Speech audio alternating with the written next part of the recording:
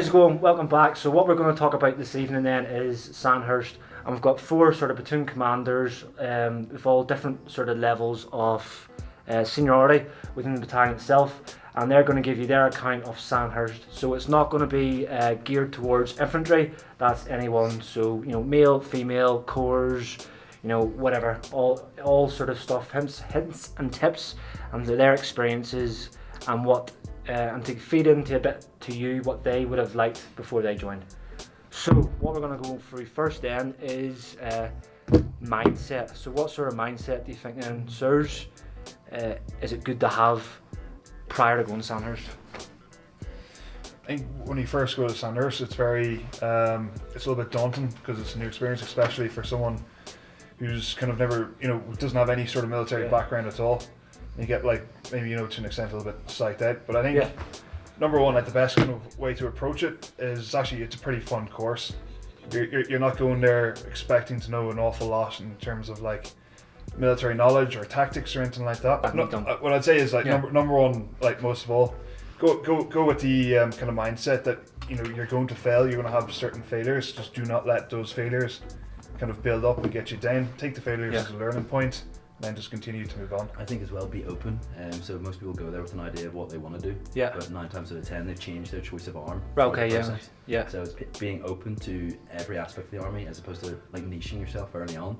Yeah. So say if you have infantry choice, be open to go to visits with certain corps, regiments or something like that, instead of just focusing primarily on one aspect. So the way you're talking about visits and stuff, is that something that happens before you even get day 1, week 1 as such in the Sandhurst? Are you doing visits and stuff prior? Oh, sorry, that's what's it called? Potential officer visits. So that's when they're coming to the units. So that's that then. Yeah. You can have visits before, but it's on your own back to organise that. So if you are going for somewhere that will be competitive, it would be in your best interest to secure a visit early on. Before you go, and then you can use the visits there to either solidify that and go again to show them that you're really keen, or then branch out and see other elements of the army that you might be interested in through your term, first term. So you only get 2 visits when you're at Sandhurst. One in junior term, one in inter term. Yeah. So obviously, and you only get 2 choices while you're at Sandhurst, so those visits go to those choices.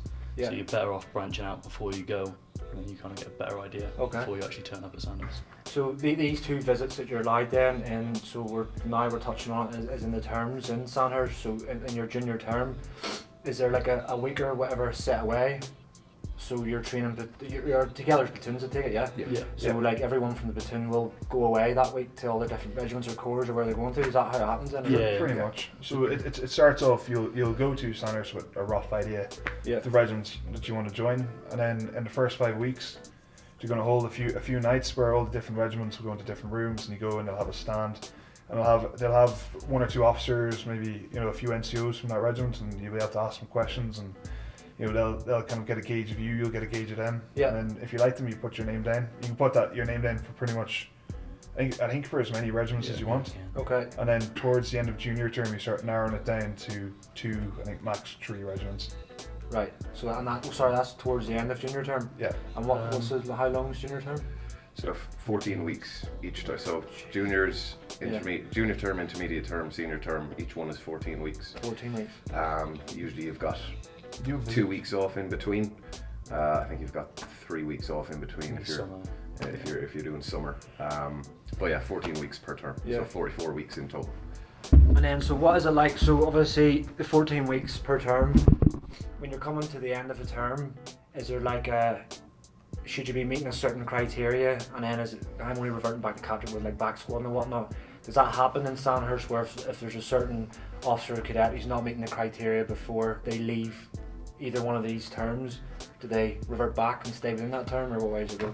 It's very similar to the same what you do in Carter. So first time you make a mistake, unless it's a huge mistake, you go on a platoon commander's warning, and then if you don't, you give them maybe a few weeks to rectify it, then you go on to company commander's warning, college commander's warning. I think once you reach college commander's warning, then you get a review board, and then from that review board they'll decide if you're going to back term you or not.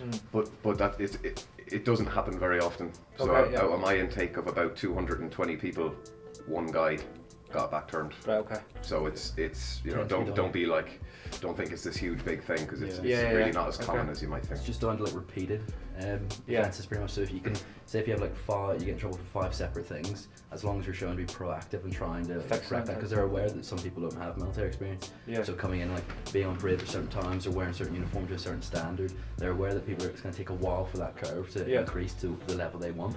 But as long as you're not making the same mistake over and over again, that's what usually picks people up, because then they get because Sandhurst is so much longer than Catterick, there's more time for people to be able to sort of train in, rather than have to push you back another term. Yeah, got you.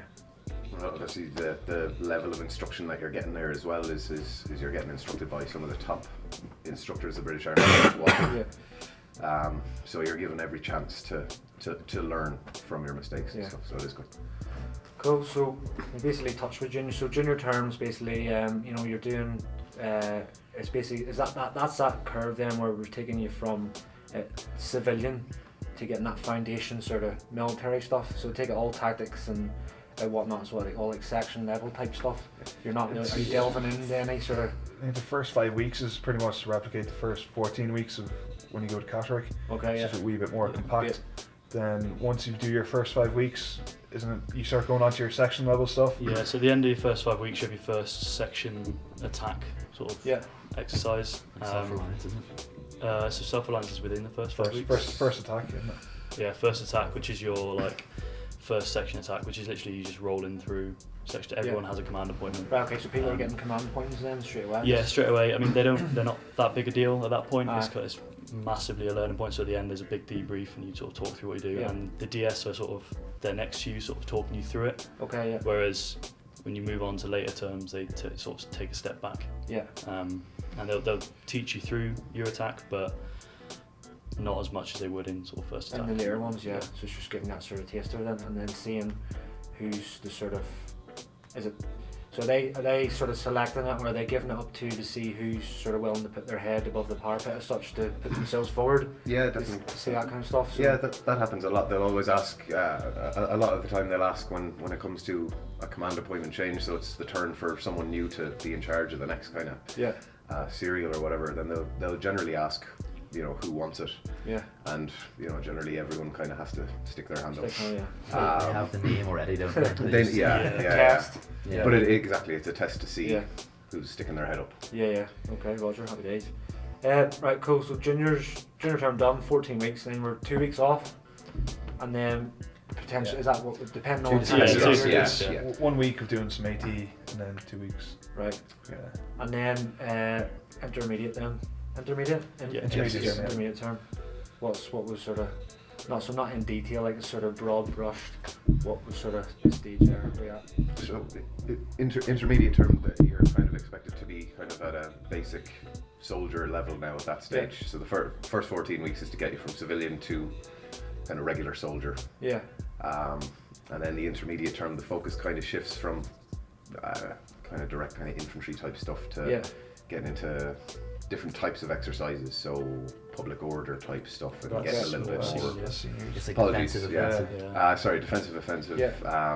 But getting kind of larger scale, more platoon kind of level stuff. Yeah. Right. Okay. Just increasing the complexity of it. But again, it's at a manageable pace. That's the first time you work in company level as well. So you've got, I think, 3 main exercises in INSES. 2 of them being your offensive week and defensive week, both of which are in companies, and you get company command appointments as well. Oh, so you as officer cadets are being company commander? Yeah, so not only do you get your platoon sergeant, platoon commander, you also get in your company commander, company 2IC, company sergeant major. Okay. All of those appointments, which are all graded the same as you would get for any other appointment. Right. Okay. Cool. And then, so that's the sort of obviously the sort of tactical sense with exercises and stuff. Is there any what else do they do? Is there anything that runs along the side of it, like doctrinal and all that type of stuff? And so a lot of the course is quite academic. Yeah. So now that said, you don't have to be academic yourself in order to do it. I don't have a degree. Right. I went to university, didn't do particularly well at it, but still managed in Sandhurst, so you don't have to have a degree to go there. But there is an academic side to it, so there will be. So for the guys without degrees, They will kind of start off as doing an undergraduate kind of course through Sandhurst. They'll do the first year of that. Guys with degrees will potentially go into first year of a master's course, but there will be essay writing, stuff like that. So you're both like you're doing that at sort of the same time. So it's what the one. So if anyone then who doesn't, like you're saying, didn't have a degree, they're not getting extra work other than somebody who has. No. So somebody has a degree is just advancing what they already have, and then the guys who don't have a degree are bringing them up. It's two separate courses. So if you haven't got a degree when you get there, you do the first third of a degree while you're at Sandhurst, and you then have the opportunity to do that once you get the full degree once you get into battalion. Yeah. If you already have a degree, then you do your first third of a master's. Correct me if I'm wrong. Is that right? Yeah, you get enough credits, and then if you do a thesis, which makes up the remaining 40% of it, then you can get a master's. Yeah. But I think for the guys who've already got a degree, the courses pretty much have the same objectives and what they want to teach. It's just basically if you've done a degree, it's a bit more academic in the types of work you do, in terms of the essays and the level of essays or the way you produce the essay. Yeah. But everyone learns the same thing. So you do communication and behavioural science, which is basically psychology. You do some war studies and defence and international affairs. Yeah. Right. Okay. So, I think for them though, the focus is largely on that content as opposed to what qualifications you have, because they want you to be able to understand the psychology when you're talking to people, having interviews, etc. And they want you to understand what's going on in the breadth of the world, so you know the diversity within the Middle East, why we're there and stuff. And then with war studies, just knowing your history, just a bit of pride about why you're there. So I think instead of having the actual qualifications, they focus more on the content. Right. Cool. So everyone kind of does the same thing. So that's sort of running. So this is running on the sort of at the same time as everything. Is it for juniors, intermediate, and seniors, or is it focused on any particular part? No, pretty much. The whole way through? Pretty much. It's almost to an extent. It's almost a parallel course. Yeah. Okay. So you'll find yourself in the morning, out with your instructors doing, an ambush or ambush rehearsals, have lunch, and then you find yourself in the classroom in the afternoon. Then in the evening, doing something else. Happy days. So let's talk seniors then. 2 weeks off again, obviously depending on what time of year you're doing it, and then straight into seniors, which is 14 weeks as well. Yep. And then I take it now, it's all your exercises and stuff, everyone's sort of there, but they're letting you do exactly what you've taught the whole course type thing. So pretty much at this stage, everyone's done a platoon commander appointment, everyone's done platoon sergeant. You've done your conventional tactics, you've done offense, defense, and now you're moving on to complexity, more complex stuff like urban and that, is it? Urban, it's like insurgent warfare, all that kind of stuff. Oh right, counterinsurgency based really. Yeah. And then the stuff that you're doing in communication and behavioural sciences, powers of persuasion, de-escalation, all that. You start taking what you learn in that and you start putting that into the exercises where you're speaking to actors as if they're civilians and insurgents and stuff like that. So it's not like a rat tax, is it? So when I was before done this, I wanted to try and get as much as I could from there. I went on to the internet and I find it's so old, because I had the green khakis and everything still on, and it looks like Carwent where they've went down to, and they've got rat troop there, but then they're given they're putting the different rat troop, they've given them scripts. So there's a politician in there and he's far right, there's far left, and then you just have to go down and sort of so it's actually, because in Sandhurst, depending on what intake you're in, you've got 2 or 3 companies. It's actually the other company that plays civ pop for you. Right. So you have obviously the whole riot training throughout that, and that's what the culmination of the exercise is. But throughout it, you're given appointments as civ pop, so you can be the media or the local police chief or something, and then you're given sort of a script to follow throughout that. It's probably one of the best exercises you do because there's so much freedom that the civ pop have. So if you're coalition forces, it's actually a lot more difficult, but it's a lot more realistic as well. And then obviously for half the exercise, your civ pops, you can just play football and just be a normal person. Unless you're insurgent, you have to put the work in. You're an insurgent. I was a mechanic, but I was also a $10 Taliban. I was a mechanic who climbed through the ranks. Local commander. How long is this exercise? A week? I take 5 days. It's about 6 days. It's longer, isn't it? It's six days. You do three on kind of civilian population, and then 3 as switch back to like coalition forces, and then you do another 3 in the urban, in the rural interface. Not anymore. No. So it's, well, for us at least, it was split just 3 and coalition 3 and as far as I know. Yeah. I was a clowning terrorist on that, and people didn't notice when I was walking around with 3 grenades in my hand because I was juggling balls. I was walking dressed up as a clown? Yeah, and I was like juggling grenades in front of them, and they were like, "Oh, the clown!" Just NATO forces walking by. So like tactics wise then, so obviously you're all infantry platoon commanders, you've all been to Brecon, we'll not touch into that because it's for Sandhurst. So tactics wise then, obviously you're talking about counterinsurgency and going in and stuff, so like people who are like aiming for like ammo tech, RLC, or you know, artillery, all these different corps and units throughout the whole of the army, what sort of base of tactics are they going?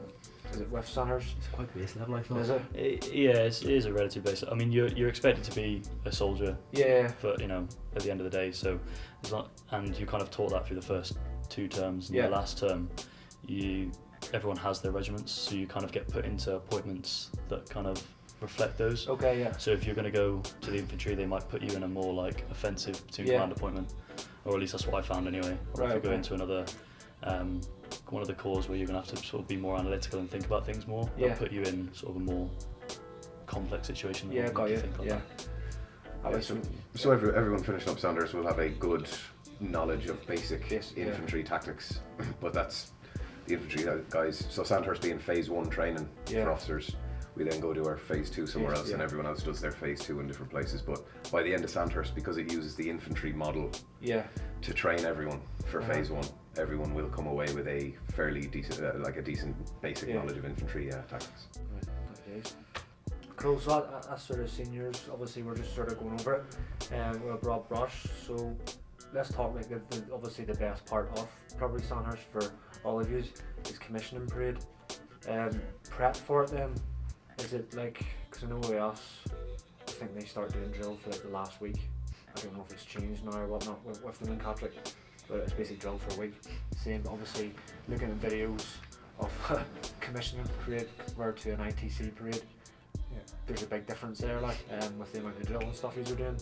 I take it that's also going all the way through Sandhurst. That's not just crammed in the seniors, is it? Yeah, so it's initially quite drill heavy in the first 5 weeks or so, and through juniors then it eases off a little bit drill wise. There's a drill competition, I believe, in intermediate term. If you don't pass it, you don't get the week. Intermediate term. Right. It's not necessarily true. But don't pass yourself. I didn't pass my drill test, no. You use TikTok on Mr. Tape, were you? Turn left, should have been turning right. But basically it starts off quite drill heavy in the course, eases off, drill competition halfway through Sandhurst, and then in preparation then for the commissioning parade at the end of the course. Then you've most other stuff completed at that stage, so you start to focus a little bit on drill as well, just to polish up on your drill before everyone comes and watches you on the parade square. So let's touch on the actual parade itself. It's be as cheesy as you want to be, like it's proud day obviously, and people who are obviously wanting to join and haven't joined yet, just giving them feelings of what you sort of feeling on the day. And then I think you have a big massive ball and stuff that night, do you? Yep. Yeah. There's a lot. It's very well resourced. Like, is it a day, weekend, or what? It's pretty much one day. So funny thing is, so for your pass out parade, you've actually already done that parade twice. So at the end of every term, the whole course, which is kind of the equivalent of battalion. No, it's like almost 3 battalions, isn't it? So we're talking about the actual. So it's having the whole, all the intermediate, all the juniors and all the seniors. So each of those have 3 companies each. So it's like having 3 battalions on the parade square. So junior term you'll be at the back, and then they'll put the intermediate in the middle, and then they'll put the senior term with the swords up front. Yeah. So you've already done that parade twice already before you do it, but this time around it's different because you're getting your commission, so you're not holding a rifle, you're holding a sword instead, which you've got to learn. You've got to do a crash course in sword drill before you do it, because you've just been doing the rifle the whole times. But aside from the pride, because it's a good day to be passing out. You don't have to carry a rifle, you get to carry a sword, which even though it looks difficult to carry it like that, it's actually not. It's way lighter. The crash course. And then prior to that, you've got everyone else with the rifles. The doing a Royal Salute Yeah, or right, whatever. sitting in, holding there and absolute right. For about, I don't know, it feels like 10 or 20 minutes or something. But, yeah. So who's got the rifle? So junior term has the rifle? Junior term and intermediate term, yeah. And they'll basically salute you off the square, yes, yeah. absolutely. Junior term is just right. If you're sovereign's platoon and you're really tall lad or female, and then you're carrying a rifle again, like because you're in the corners, and then sovereign's platoon have to do extra parade, so you don't want to be in the sovereign's platoon. Keep that. But when you do the parade, kind of for real, for your third time doing it, but when you're finally holding a sword and you're the senior term doing it, you do get that slow march up the steps of Old College. It is a pretty cool feeling, because that building it's over 200 years old, so every do they officer have something in front of that, do they? I was watching a video earlier on about the Sovereign's Platoon. It looked like you had the actual steps up to it, but then it looked like there was something. Years ago, they like resurfaced it, and they just basically put up scaffolding with like £1 million photograph of the building. It's so iconic. They basically took a photo of the building before they started repainting it, and then printed it on a piece of canvas for like a ridiculous amount of money, and put it up on scaffolding in front, so the photos still look the same. And that's like an iconic thing then that they keep doing then? No, they've not had to do it since, but they did it once, because obviously it would be a bit... got you. Yeah. But it's good, like, because every officer in the British Army for the past 200 years has done marched that up the steps. and marched up those steps, and it's a pretty cool feeling to walk into kind of the hall of Old College. So you've done it at that stage, so it's good. So there's only 2 times you actually walk up the steps.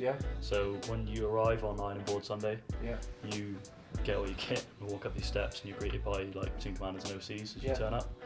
And then the next time that you walk up the steps is when you commission them. So it's like that's quite symbolic. And just throughout the course, it's kind of this thing that you think is never going to come. But then all of a sudden, that's here now. It's here.